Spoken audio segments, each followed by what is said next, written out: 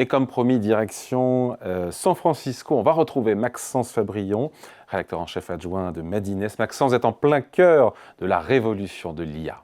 Bonjour David, bonjour Julien. Et oui, en effet, je me trouve ici à San Francisco, dans ce cadre assez sympathique. Je suis dans le Golden Gate Park, un petit peu le Central Park ici de la ville californienne. Il fait un temps magnifique, c'est quasiment l'été déjà, un temps assez incroyable. Mais plus que la météo, c'est surtout l'intelligence artificielle évidemment qui nous intéresse ici. Je pense qu'on peut le dire, c'est un petit peu la capitale mondiale de l'IA, San Francisco. San Francisco qui a une histoire assez évidemment incroyable avec la technologie. La Silicon Valley qui est au sud de la ville et qui s'est développée à une vitesse phénoménale depuis les années 2000. Et c'est là notamment qu'on retrouve des boîtes que tout le monde connaît, comme Google, comme Meta évidemment, ou Apple qui est à Cupertino. Donc Cupertino, Palo Alto, Mountain View, c'est là où on a une concentration de boîtes assez incroyable sur le plan technologique, qui génère des centaines de milliards de dollars de chiffre d'affaires. Évidemment, San Francisco, il y a aussi une histoire un peu tourmentée, notamment que le Covid, on pensait que ça en était fini un petit peu de l'âge d'or de cette ville sur le plan technologique, et puis finalement en sortie de Covid, avec l'arrivée de l'IA,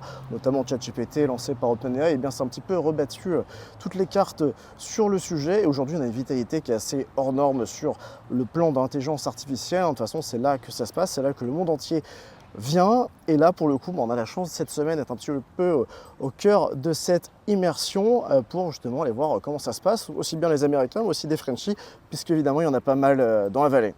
Maxence, à San Francisco, il y a notamment Y Combinator, c'est un accélérateur de start-up le plus prestigieux au monde. C'est quasiment un passage incontournable là-bas, non ? Oui, absolument, David. Ici, Y Combinator, ou YC comme on dit pour les artistes entre guillemets, une importance capitale. C'est un petit peu un passage peut-être pas incontournable, en tout cas c'est un bon tampon sur le passeport entrepreneurial pour valider son projet. Y Combinator qui est un accélérateur de start-up le plus prestigieux au monde, qui a vu le jour en 2005 et qui a propulsé des boîtes comme Airbnb, Stripe, Dropbox, Twitch ou encore Coinbase. Donc c'est vous dire un petit peu le track record. Et les statistiques assez incroyables, c'est que 5% des boîtes qui sont passées par YC deviennent des licornes, donc c'est assez colossal. Je pense que si on avait une traction sur les structures peut-être comme Station F, peut-être ça serait un jour le cas, ça serait assez incroyable. Et il y a une culture assez phénoménale, parce que YC finalement c'est pas très long, à chaque fois il y a des batchs, donc à chaque saison il y a un batch de 3 mois pour respecter la temporalité, et en 3 mois l'idée c'est qu'on change complètement la façon de fonctionner dans la boîte, le mindset. On a parlé à pas mal d'acteurs, des investisseurs, des founders qui sont passés par YC, et ceux qui disent c'est qu'en fait pendant 12 semaines vous faites que 2 choses chez YC, c'est écrire du code finalement, et surtout appeler les clients, comprendre les clients, échanger avec eux pour justement répondre aux moindres interrogations. Et pris notamment l'exemple des frères Collison qui ont créé Stripe, donc quand même sacrée réussite sur le plan entrepreneurial, un énorme fintech au rayonnement mondial.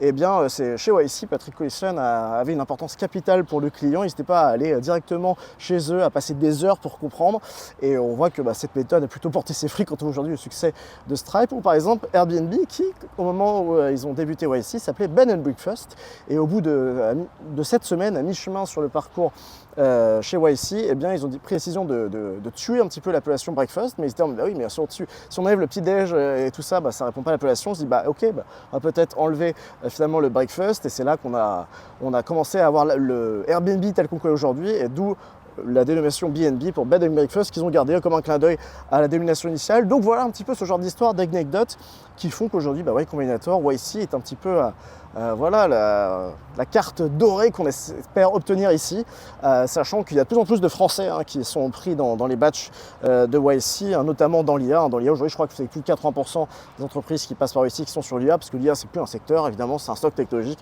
mais ça je vous apprends rien évidemment. Maxence, tu as aussi pu rencontrer des entrepreneurs français qui vibrent aussi à San Francisco. Oui, en effet, on a pris le temps aussi d'aller à la rencontre de certains Français basés ici à San Francisco, notamment nos amis de KT Innovation, qui ici ont notamment une structure qui s'appelle le C-Lab pour sourcer les pépites de la vallée pour le compte de corporate français et européens.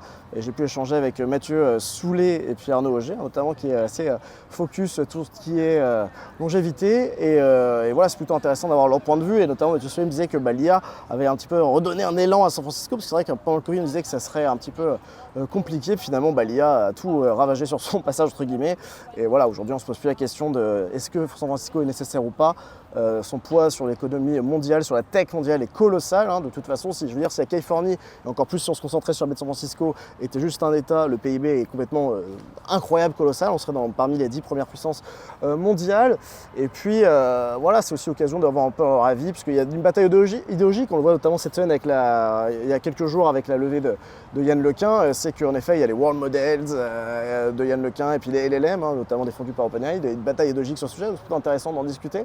Et puis on a été voir aussi nos amis d'Exa, le startup studio évidemment de Thibaut Elzière, qui a ouvert en janvier l'Exa House, voilà, une petite maison, une espèce d'auberge espagnole entrepreneuriale, ou pour reprendre le terme américain, une hacker house, justement pour que les fondateurs français puissent baigner dans la vitalité technologique de San Francisco pendant plusieurs semaines, voire 3 mois, pour un petit peu voilà, axer leur business, puisque ici pour le go-to-market, c'est the place to be. Et voilà, aujourd'hui se passer de San Francisco, surtout quand on fait de l'IA, c'est impossible, et on a bien pu le mesurer cette semaine, David. Donc voilà, je vous invite à venir très vite à San Francisco. Merci beaucoup Maxence. Ça donne envie, merci pour cette immersion à San Francisco, ça donne envie évidemment d'aller y faire un tour.